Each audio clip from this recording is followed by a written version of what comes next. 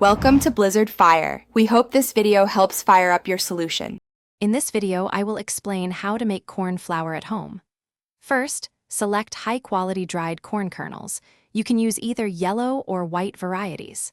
Next, meticulously clean them by sorting out any debris and rinsing under cold water.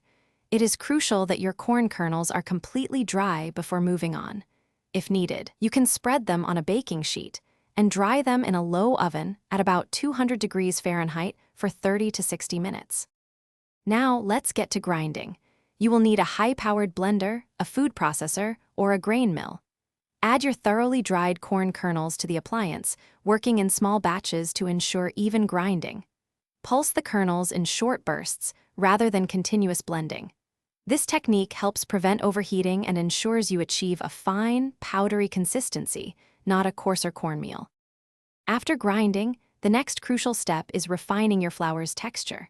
Transfer the ground corn to a fine mesh sieve or a flour sifter.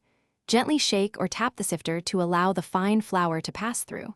This process removes any larger particles or pieces of corn husk, resulting in a wonderfully smooth and uniform flour.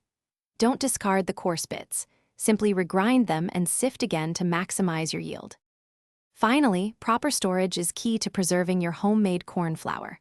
Transfer your freshly made flour into an airtight container, such as a glass jar or a resealable plastic bag. Store it in a cool, dry place, away from direct sunlight, heat, and any sources of moisture. When stored correctly, your corn flour can maintain its quality for 9 to 12 months, or even longer, ready for your next culinary creation.